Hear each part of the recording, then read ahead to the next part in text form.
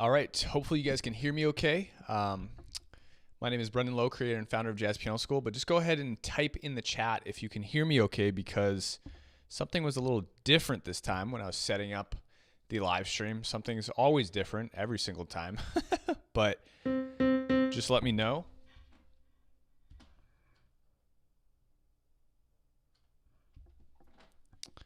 And I can't hear myself.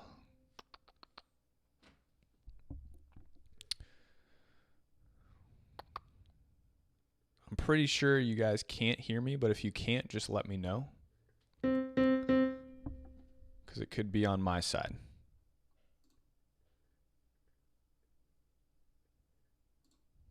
Okay. Cody says, I hear you. Can you guys hear the piano okay? All right. Huh. Must be my own speakers then. All right. Well, that's good. Relieving. And you guys can hear the piano okay?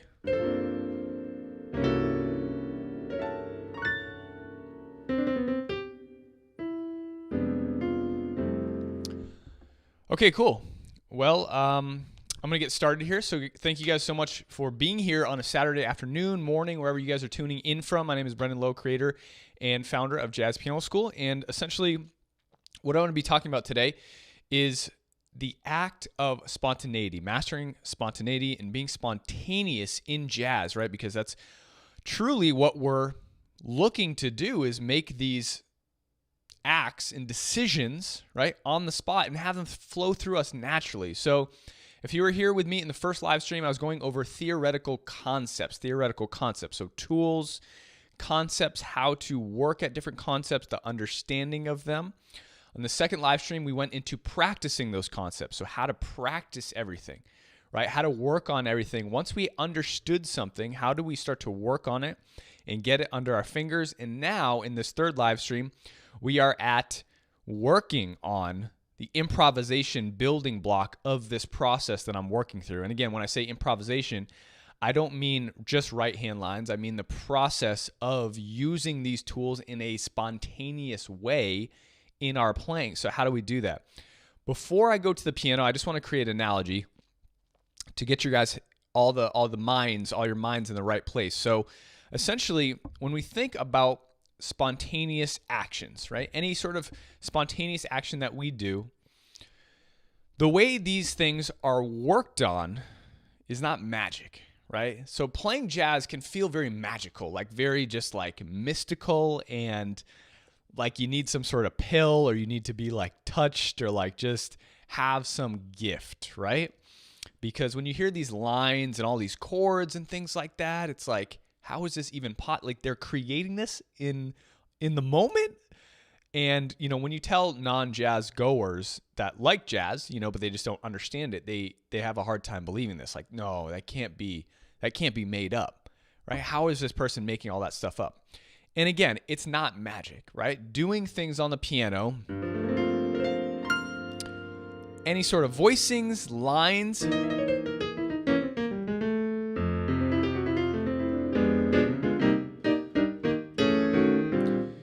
It's all because of training, right? It's all because someone has worked on certain situations, worked on tools in a slower, built-up way. So when we kind of pull back the curtain on spontaneity and just being spontaneous, it's actually not as magical as it appears when it's being done, which is the unfortunate part, but good for us as well. So when you think of a baseball player or someone like that, I play goalie for hockey. I'm a hockey goalie in my men's league. I played in high school. And goalies, we have to react to the puck, right? Being shot. Now there's certain situations and there's moves and technique that I need to work on in order for me to react in those situations in the games. Now in games, when someone's shooting the puck at me, don't get me wrong, I have no idea where that puck is going, right? I have no idea where that puck is going. So it's my goal to work on different areas of my game so that when the puck is shot there, I can quickly react without thinking, or I can react through my gut instincts, right? So how is this done? Like, how do we drill this? How do we train this in practice? It's the same with baseball. You know, batters and things like that, when they're working on hitting a curveball, when they're batting against a pitcher, they don't know what pitch is coming, right? But how do they train for certain things? Well, they go into batting practice and they get thrown curveball after curveball after curveball after curveball, right? And then they get thrown fastball after fastball after fastball. Same thing with me being a goalie. I get pucks shot to my glove. I catch it with my glove, to my glove, to my glove, to my glove. And then what do? I get pucks shot to my other side, my blocker, my blocker, my blocker, my blocker. So I know what's coming, but then what starts to happen is that, okay, now let's add an element of spontaneity, right? Meaning randomness that might happen. So the shooter will shoot to my catcher, my glove, or my blocker, and I don't know which one. But we're still not going to all the different types of shots possible. We're just practicing still in an isolated environment, right? So now the shooter can shoot to my glove or my catcher. So I'm actually working on practicing two different sides. Now, I don't know where the puck is going.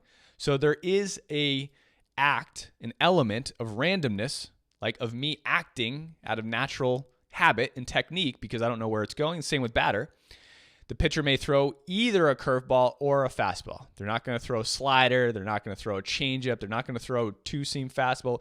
Any of their other pitches, they're only going to throw two.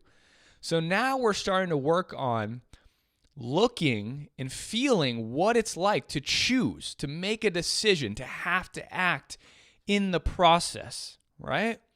So hopefully you guys are all kind of understanding this concept because it really translates well to working on acting in jazz piano and in taking and pulling from available tools that we're working on. Now, if a batter hasn't worked on hitting a curveball, what do you think is going to happen in a game when the pitcher throws a curveball? They're not going to be able to hit it, right? Because they didn't work on it. Or maybe they worked on it 50%, right? And then they're ready for the fastball, right? And then the pitcher throws a curveball and they're like, oh, it's a curve, I know, but I can't hit it, you know? So because the work they put in outside the game was only 50%, they weren't at the level where they're ready to naturally execute on what they need to do. Now, it's the same with piano, right? If you're trying to implement, it's always about the implementation of tools. I'll get to the piano in just 1 second. Bear with me here. The better you can understand this concept, the more your practice is going to excel and improve. So again, it's about the implementation of tools, and it depends on what you're working on. So right-hand spontaneous improvisation is a different ballgame than voicing spontaneous improvisation, right? Or left-hand solo piano component spontaneous playing, or two-hand voicing spontaneous playing. They're all different components that need to be worked on and isolated in those ways because combining all those components is like someone brand new to baseball or playing goalie and saying, okay, let's just go out on the ice and I'm going to shoot all sorts of random shots on you, right? I'm not going to be able to save those. I need to work on each shot individually first. I need to build up to being able to spontaneously react to all different types of shots. Same with the baseball player. They need to build up to working on all different types of pitches. They can't just expect to spontaneously hit any and all variations of pitches in the moment when there's seconds going by, milliseconds, right? We're making decisions in millisecond time here. So they work in isolated environments. They add small combinations, and slowly but surely they start to actually work and train their spontaneous skill sets to deliver in the moment. Okay? That's exactly what I'm going to show you right now. Let's go to the piano.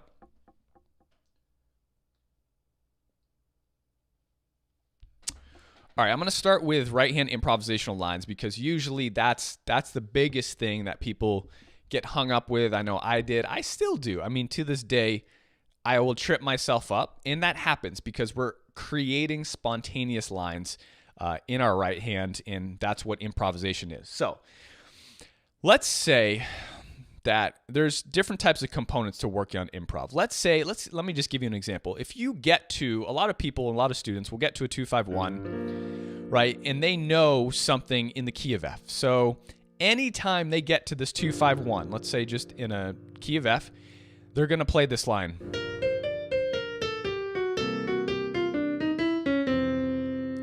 Let me take a shorter one, actually.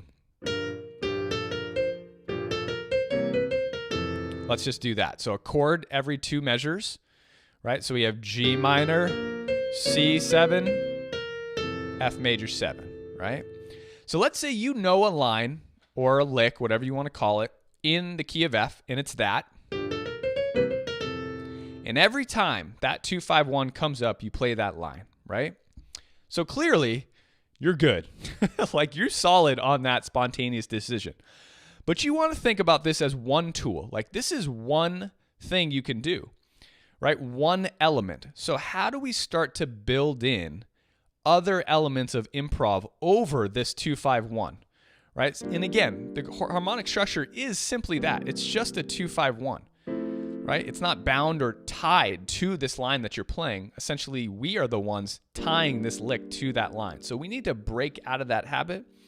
Or better put, we need to add more tools or more decisions for us to make in the moment so that we don't have to start to resort to this line every single time, right? So our body is habitually doing that because that's the only movement we've worked on. We've literally only worked on that. And guaranteed, if this is the only line you know over a certain 2-5-1, it's because you haven't really worked on other movements in that area. So you may be playing and going through some different changes. Here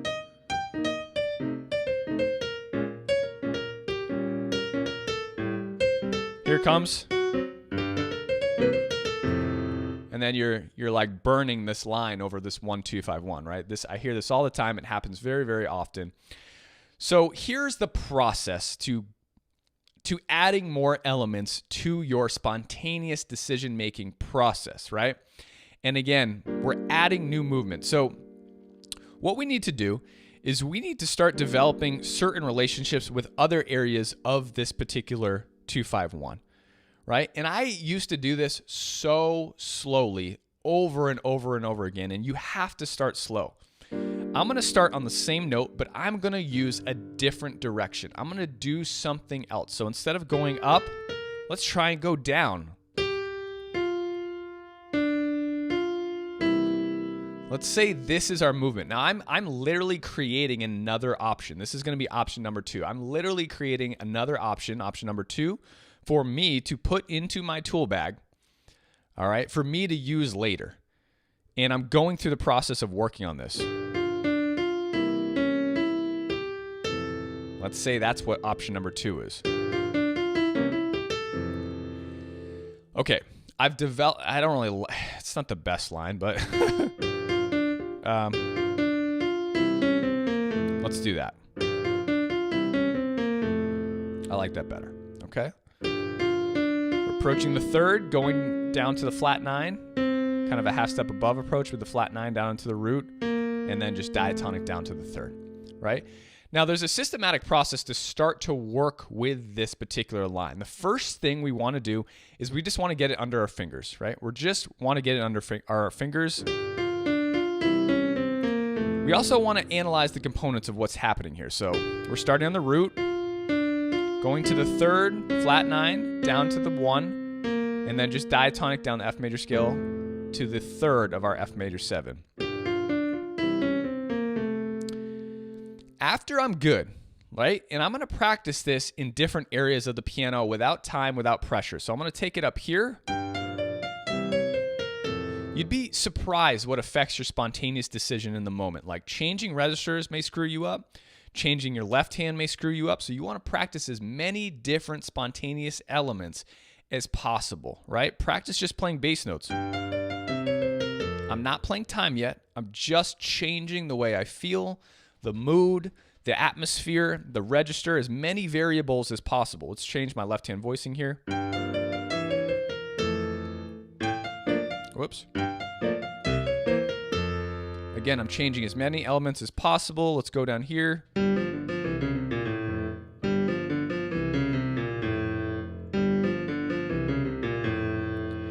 And again, our job here is to spontaneously, and this is just for improv lines. I'm going to talk about voicings and two-hand voicings in a second. But this is just a process for improvisation to build up your options, right? Now I'm going to start to put some time into this. So 1, very slow, 2, 1, 2, 3, 4. Okay, I'm going to speed it up. Once you're comfortable with a certain tempo, and at every single step, you're trying to play through as many variables as possible because you literally need to desensitize yourself to the environment, the piano, the register, the lighting. I mean, you'd be surprised what affects you when you're playing, honestly. The way you're sitting on the bench. So I'm just going to keep going through this in time, and I'm going to change up the variables. 1, 2, 3, 4.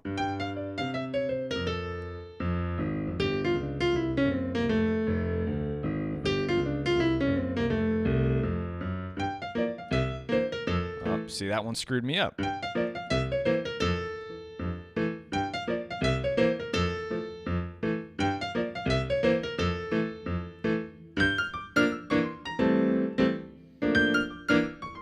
It's a little high for the camera, I know.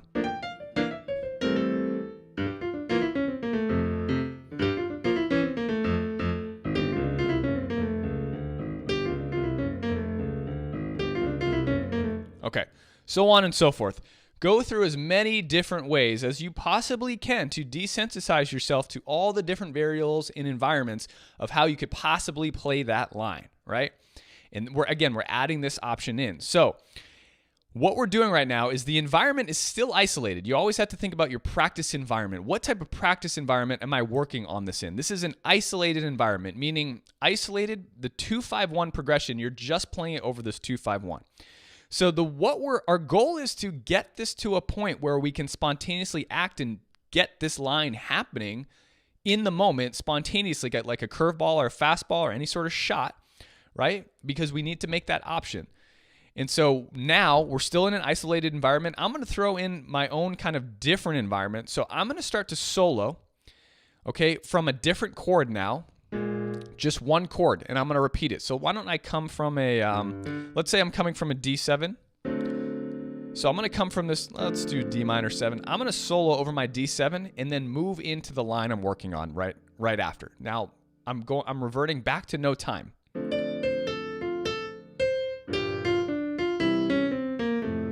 See, even for me, I felt in the moment, I was like, oh shoot. Like I could feel the hesitation in my body trying to connect those chords, right? And if I can feel that, guaranteed you all will probably definitely feel that hesitation when you start to throw in these new, different isolated environments. That was a little easier for me. I felt a little bit more comfortable. Still feeling weird to me, though. It's still feeling weird. Let's try a different chord. Okay, I'm going to try like a B flat minor, see what happens.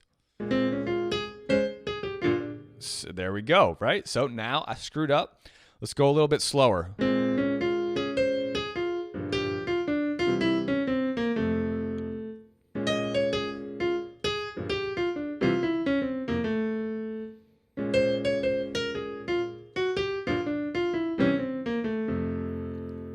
Okay, let's go from like let's try an E flat set or A flat 7. No.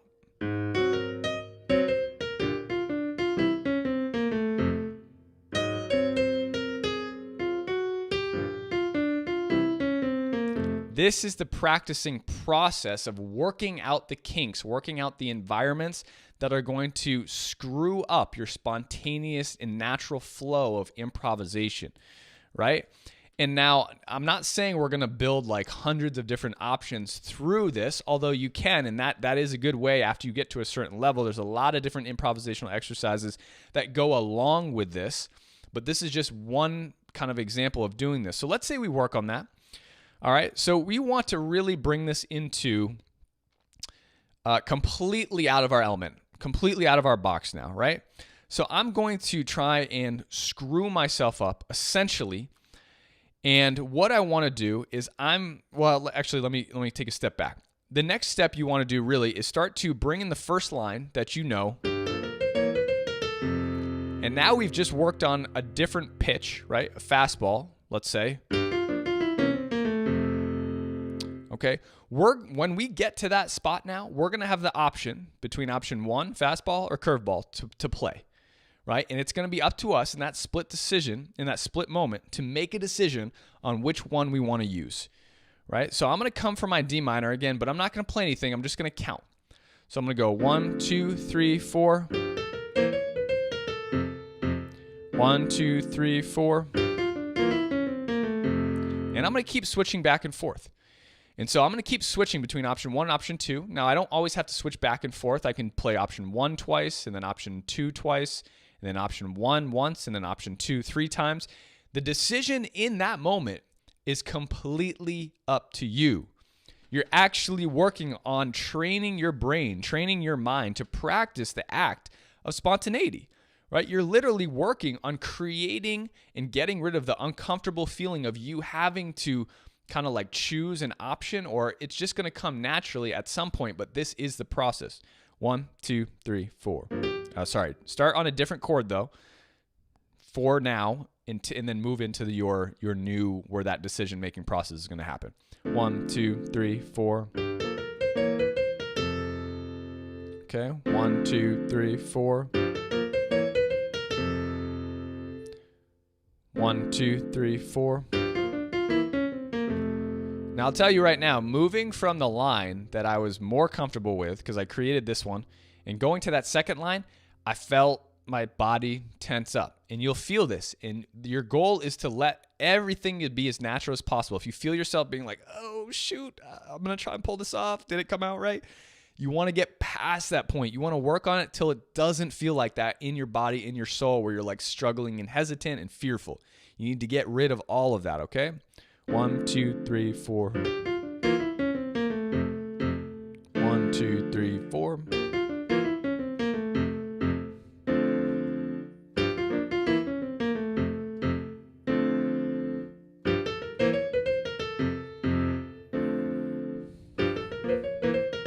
Okay, so you're practicing the act of creating spontaneous lines. Now, let's say you do that and you're working well. The next process is to move into that from other chords like I was doing before.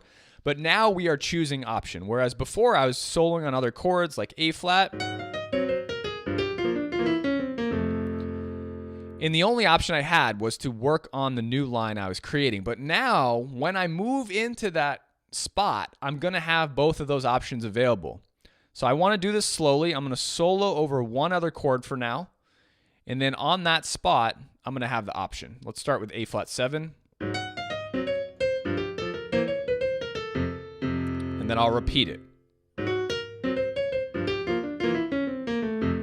That came out pretty well. Let's do another one. Let's do another one. That came out pretty well. I'll go a little slower for you guys.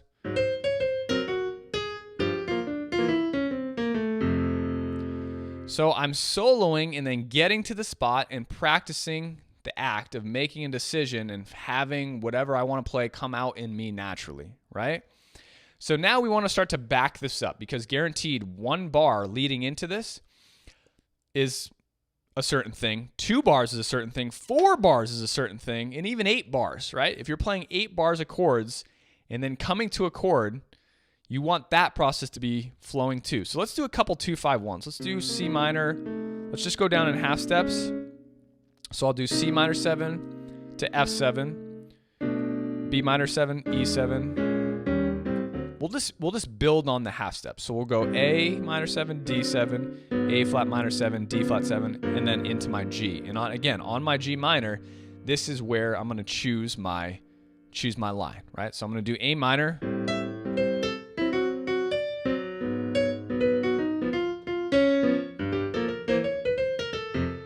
I'll do again.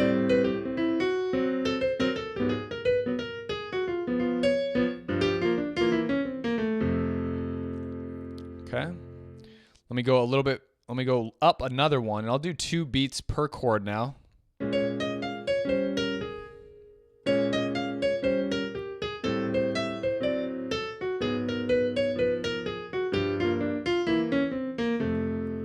So in that moment, it made more sense for me to use the new option I had built. Let me try again and see what happens.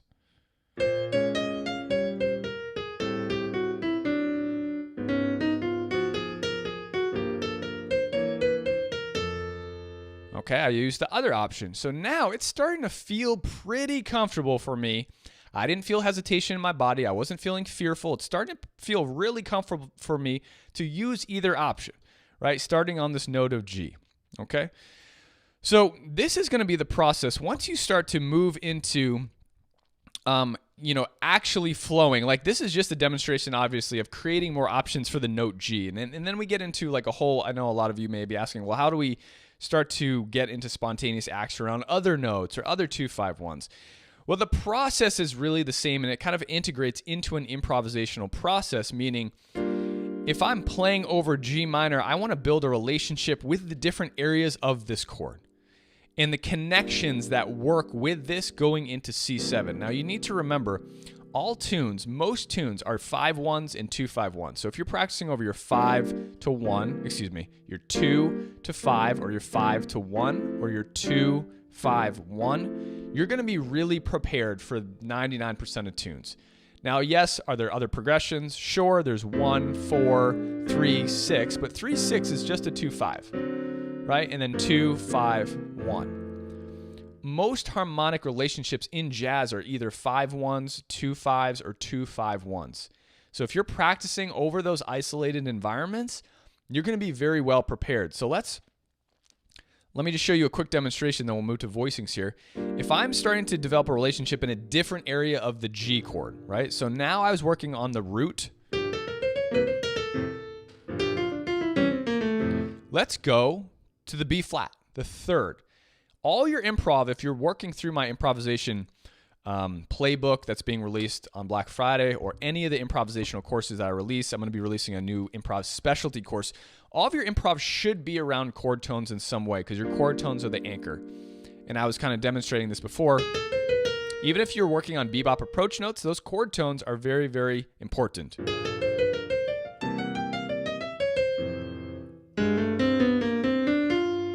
I forget what I played now.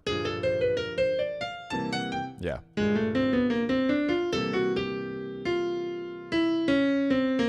Something like that. Third, 5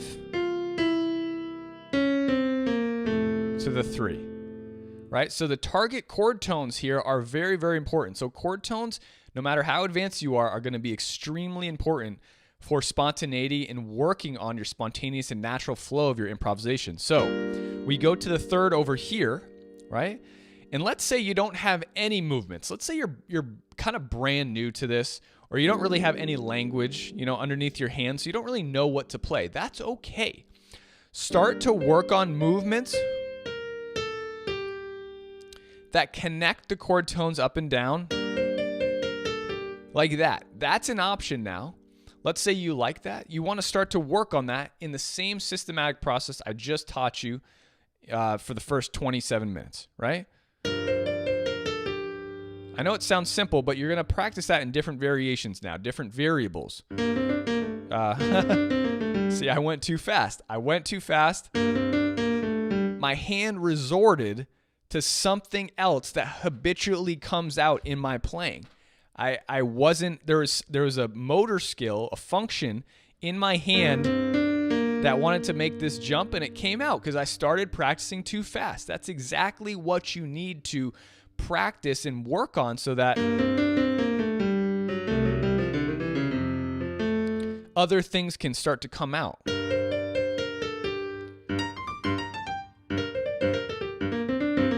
Whoops, see, there you go.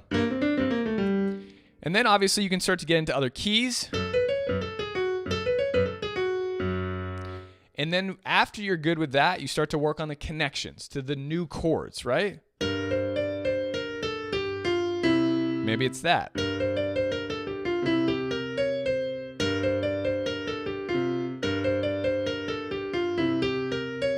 Let's say that's what we want to practice now, incorporating into our tool bag.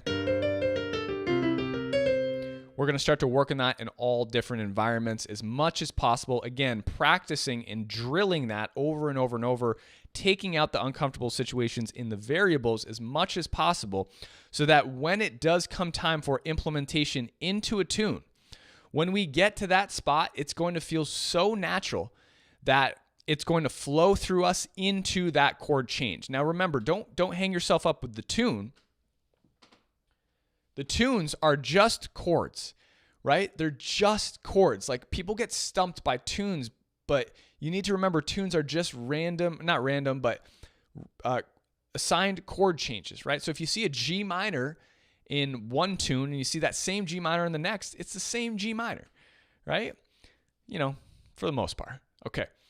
So anyway, this is going to be a spontaneous act of improv. And then we get to another level of this where we're practicing spontaneous creation of anything, but in isolated environments. You always want to work in an isolated environment. So what happens eventually after the baseball player or the hockey goalie is working on their shots or their swing, right? Then they say to the pitcher or the shooter, okay, throw any ball you want, but at a slow tempo, right? So now what they're doing is they're working on this. They're still in an isolated environment. So what is the isolated environment? It's that slow tempo. But the variables start to change now because they have a whole list of pitches that they can now start to hit. So they have no idea what's coming, but there is a controlled, isolated, thing happening, which is the slow tempo. So they know it's going to be slow, but they don't know what's coming, right? So when you want to get into an even further level of this, right now I'm just kind of teaching you how to work on lines, but obviously you want to get to a point where you're just going no matter what happens, right?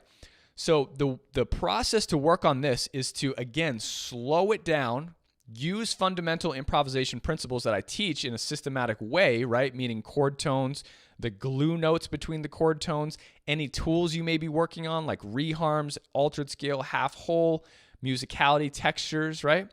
All this can be found in Jazz Piano School. What you're going to be looking for is essentially all the curveballs, the fastballs, but in a slow way. So now let's just solo over G minor, just G minor at a very slow tempo, but I have no idea what's going to happen, right? So 1, 2, 3, 4.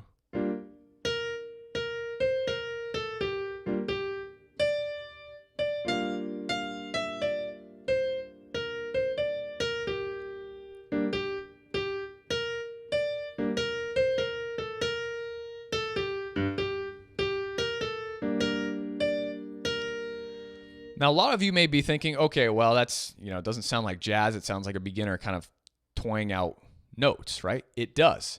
But as long as you understand what makes jazz, there's two different things you really need to work on is spontaneity and your knowledge and education of tools, because I can play really advanced concepts at a slow pace with spontaneity included. Right? So what I was doing was playing at a very, very beginner level because I'm only using one beginner approach, meaning I'm using chord tones to improvise and the glue notes in between. If I want to up this, I could at a very slow tempo.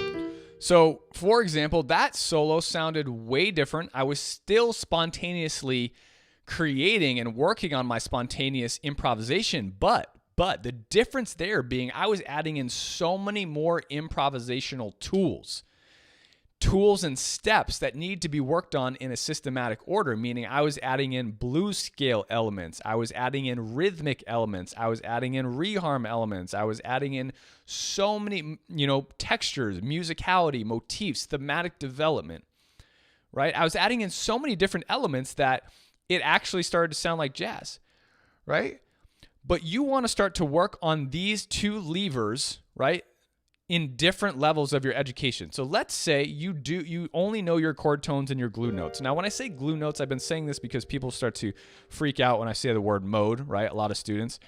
So again, if you're just using your Dorian here, your glue notes are going to be A, C, E. Now you're going to practice the spontaneous act of just soloing over a G minor 7, right? Where anything can happen, where anything can happen.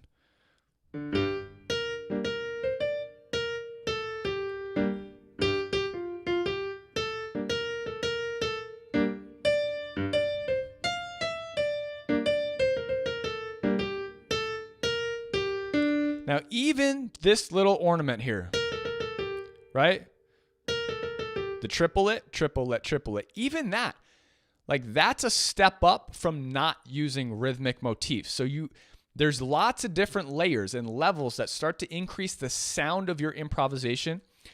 And you need to work on each layer. You need to work on the education of it first, like the theory and practicing it. And then you need to work on the spontaneity of it, which we're working on today, obviously, and working on having it come out in an isolated environment. And then what do? You add a new educational concept. So maybe my new educational concept is a bebop approach. So maybe that's the bebop approach I'm working on, or this. So now I'm going to start to work on in an isolated environment to work on that bebop approach to come out in a spontaneous way. So I'm going to solo over G minor now and try and make this educational component, this concept, come out in a spontaneous way. I just used it, right? That felt good. But just so you know, lots of work has gone into this beforehand. Before you even get to this, you need to understand the theory concept, which is what I went over in live stream 1. You need to practice that theory concept, which is what I went over in live stream 2. And then finally, we're at the improvisation concept, meaning we're practicing the spontaneous act of including this education into an isolated environment. The last live stream I'm going to do on Monday will be about taking this into a tune. Finally, we're integrating into a tune what to look for, how to do it. And that's the same thing as taking a baseball player and going into a game situation, right? They're still working on things and like thinking about things, but everything's done at a much faster pace, right? So let's go back to this exercise.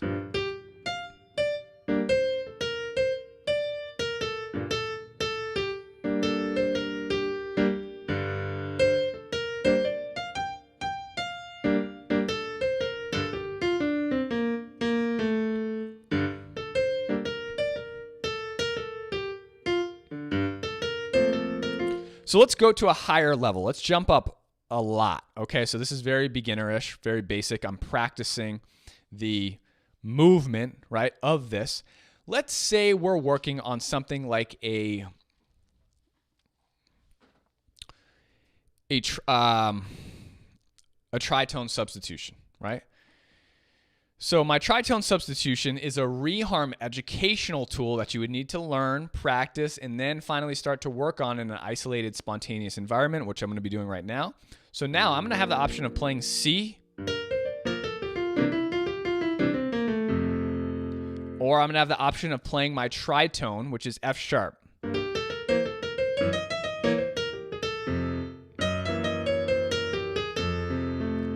So I'm going to work on choosing the option now and spontaneously adding my tritone into my playing now. So this is a much higher level you're seeing of this same system, right, for intermediate to advanced players.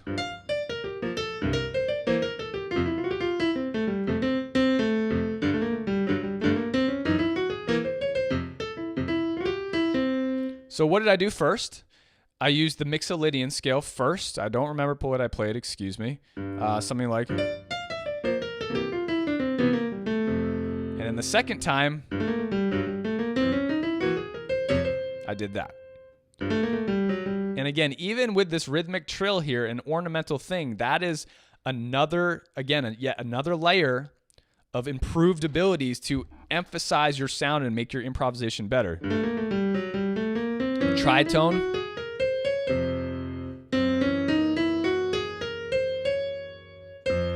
Right, so I'm spontaneously practicing the art of working on my tritone reharm to come out in my playing. Now, when I go to a tune in live stream 4, right, and I get to these certain areas, guess what? I'm going to have the ability to actually pull off a tritone reharm improv. So I might be playing...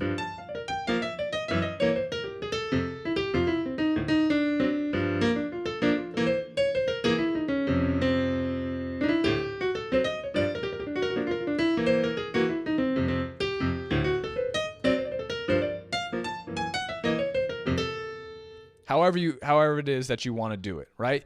You have the ability now, because you've worked on the spontaneous act in an isolated environment, in a slow way, you now have the ability to use it in tunes however you want. And obviously you need to practice in different isolated environments. We're just working in the key of F right now. That's one isolated environment, right? Guess what? Working in the key of C, that's another isolated environment. That's another environment that needs to be worked on, because if you want to use that tritone reharm, you need to work on that as well, because when you get to a 2-5-1 in the key of C in any tune and you want to be able to pull that off, that's another type of practice. So needless to say, we all have our work cut out for us, right? It's definitely not a sprint, it's a marathon. Let's get into voicings right now just a little bit, right? Because we all want to try and comp and voice things better in tunes on the spot, right? How do we choose extensions and so on and so forth? So just for the sake of it, let's say you're playing a tune. The first thing you need to get down is obviously the process. The fundamental process of choosing voicings is actually, again, it's not magic. I forget what I was saying, I think the last live stream, but I only have 3 options that I really choose from, okay? And it's going to be 1 and 7, 1 and 3, or like 1 and 10 for a 2-hand voicing spread. So I might do this.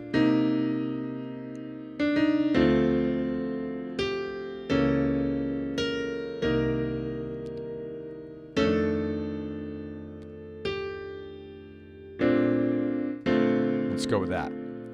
So here, again, let's check out the options I used. What did I play?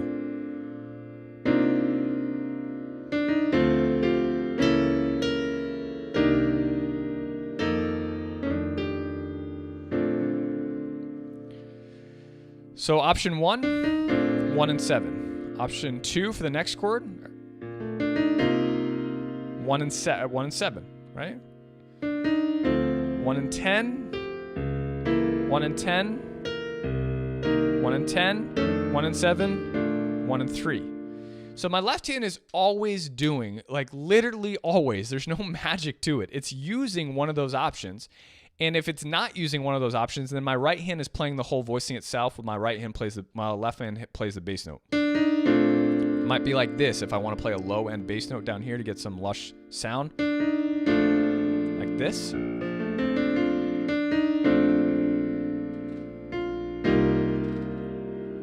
Right, so that's kind of like another solo piano structured option, but for voicings, just the simple act of choosing and harmonizing voicings, that's essentially, I'm using any one of those structures, okay?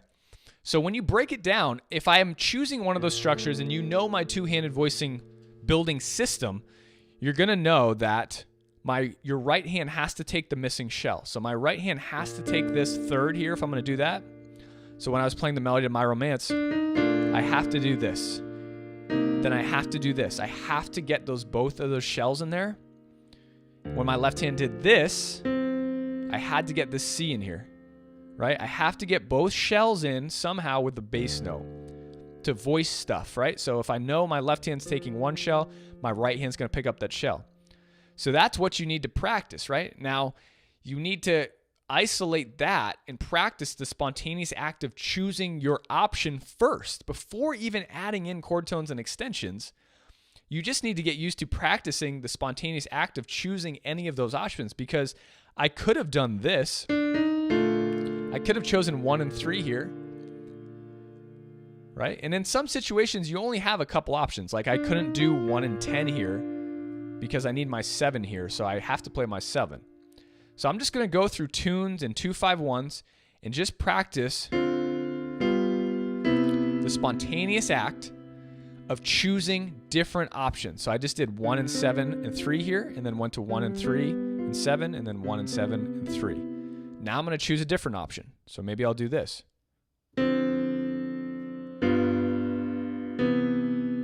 I chose a different option that time. All right, let me see if I can choose a different option. Did I do that before? Yeah, I did.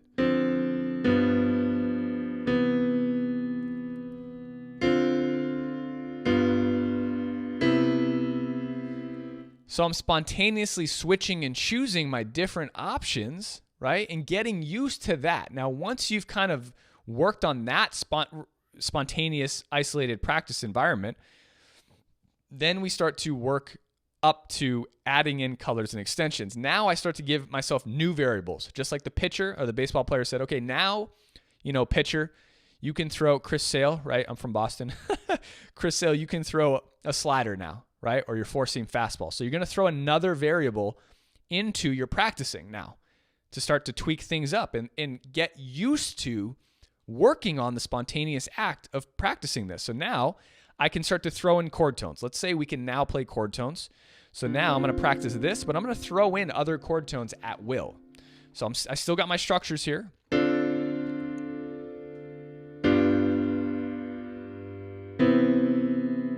So the only other thing I'm adding to these voicings are chord tones. That's it. No extensions yet. But I'm switching up the fundamental structure on the bottom every time still.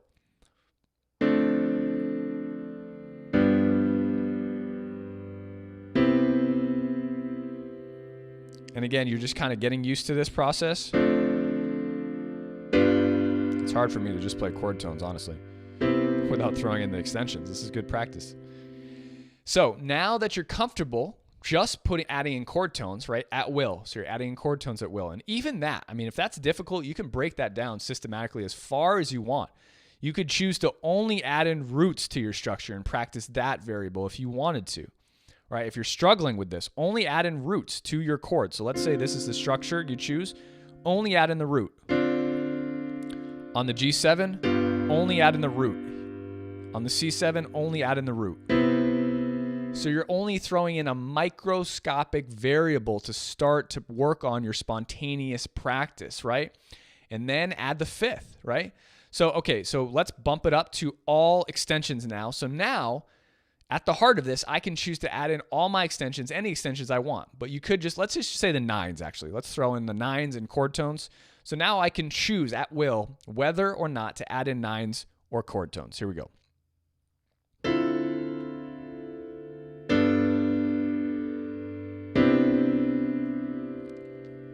Okay, I'll do another one.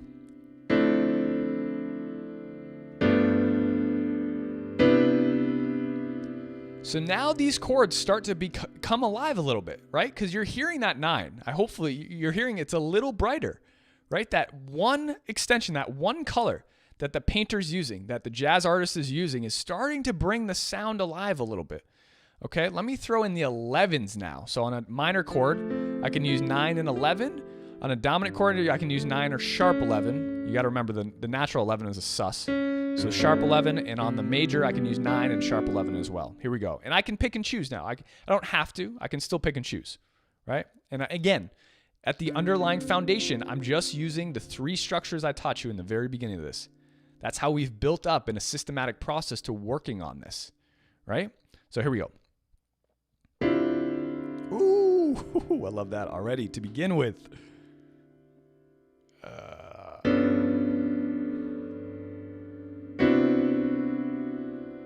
All right. Like, how cool is that, huh?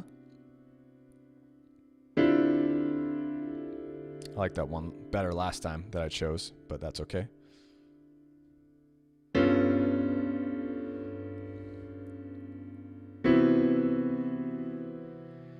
So again, I'm working on adding the sharp 11 or natural 11, depending upon the quality of the chord, the 9, and other chord tones at will to create my 2-hand voicings. And I'm practicing the spontaneous art of it until you get to a point where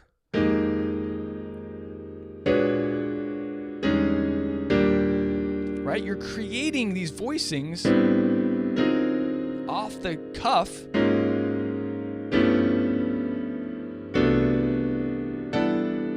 in a spontaneous way that you don't have to think about. It's just naturally flowing out of you, right?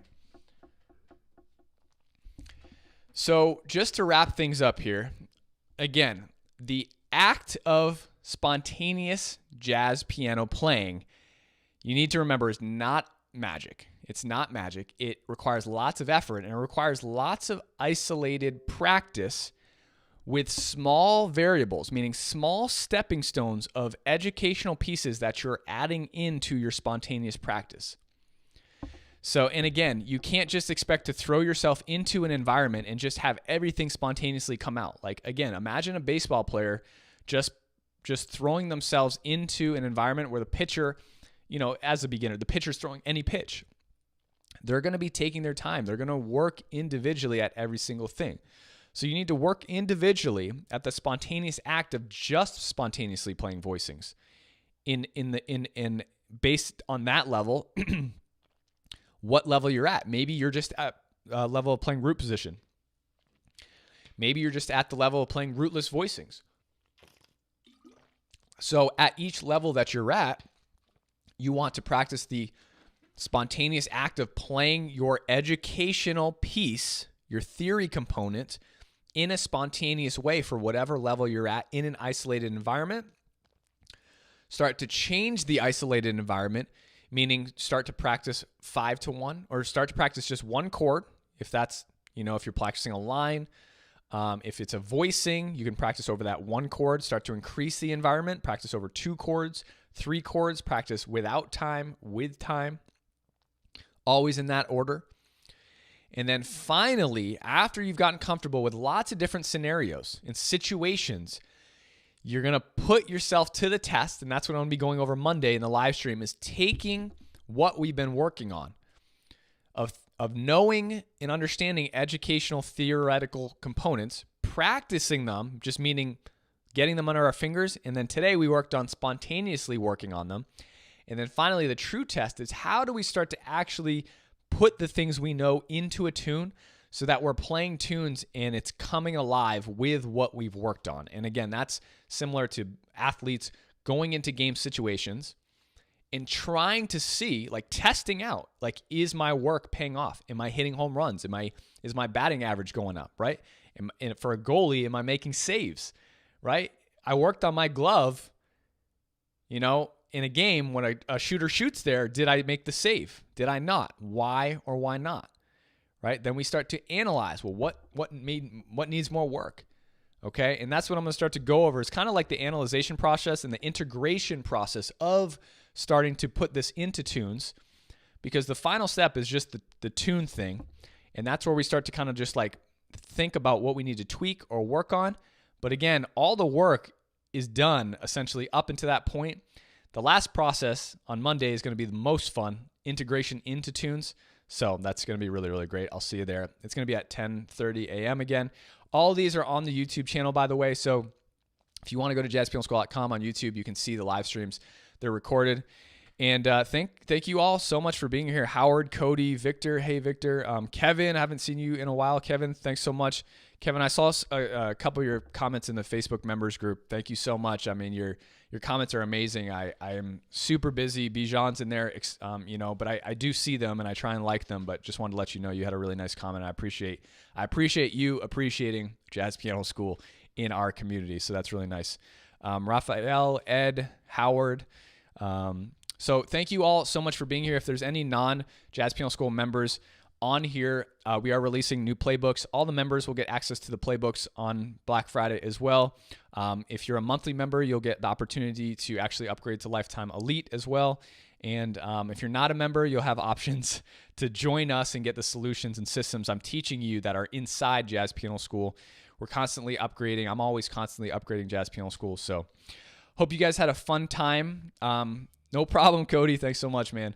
Go to jazzpianoschool.com/Black Friday 2021. If you're not a member, get on the email list to get all the details, get the links to these live streams. If you are a member, obviously you'll get everything for free anyway. You'll get the links to these live streams too, so that doesn't really matter. But let me see. Let me just answer this real quick question. Howard said, how do you prevent tension, neck, back, and arms and avoid making mistakes? Yeah, that's a rough one, I've definitely practiced when I was playing Handel's Messiah for a church one time. I was practicing that thing for hours, like hours and hours and hours. And my trap was locked come really close to concert day. And I think a lot of it is about self-care. It's about knowing your limitations, your body, I'm very into the, fitness and just, making sure that I'm exercising and eating right and taking walks and loosening up and things like that, warming up. And the only thing we can do at the piano is really have good posture. Like anything else, everyone's body is going to be different. We may have, I was a personal trainer for years and a personal training manager after school, trying to make ends meet, honestly, and while I worked on jazz piano, I was trying to pay the bills, right? But I love the body and essentially everything about it. But if you have ailments or imbalances in your body, certain things at the piano, like if you have a tight shoulder, then even just sitting in a natural posture could be inflicting pain on certain areas of your body. So it's kind of up to all of us to self-analyze and just really realize, like, what do I need, And again, certain things you can do are just common knowledge, like massage, foam roll, make sure you're sitting up straight, proper posture. If you feel yourself contorted in any way, you just got to watch out for that stuff. But that's really all I got for you, Howard. I mean, I think each person's plan is a little different. As long as you're practicing best practice when playing at the piano, that's really all you can do. And then from there, you'll have to kind of self-assess at what you need as far as like, staying loose and just, breathing is really good. Always keep breathing so you're not tensing up anything. But anyway, so hope you guys had a great time. I will see you guys on Monday. Obviously, you'll get an email. And again, for members, these playbooks, we're working super hard on them. I got a lot more work today. We're finishing up a lot of stuff. In the members area, you'll see a new block actually for the playbooks in the lab area. And it's not open yet, but you can go check it out. That's where the playbooks will be, and in combination with everything else. And then next year, I'm going to be refilming a lot of the Success Path curriculum and refilming all the videos so that with all my new equipment and things like that, I filmed a lot of those videos a long time ago. And it was when I was just starting jazz piano school. I was a young whippersnapper. So I'm really looking to upgrade a lot of the videos. A lot of the education has come a long way too, obviously, after having so many people send me comments and feedbacks about jazz piano school. So hope you guys have a great Saturday, and I'll talk to you soon. Hopefully I'll see you on Monday at 10:30 Pacific. All right, 10:30 a.m. Pacific, and I'll see you then.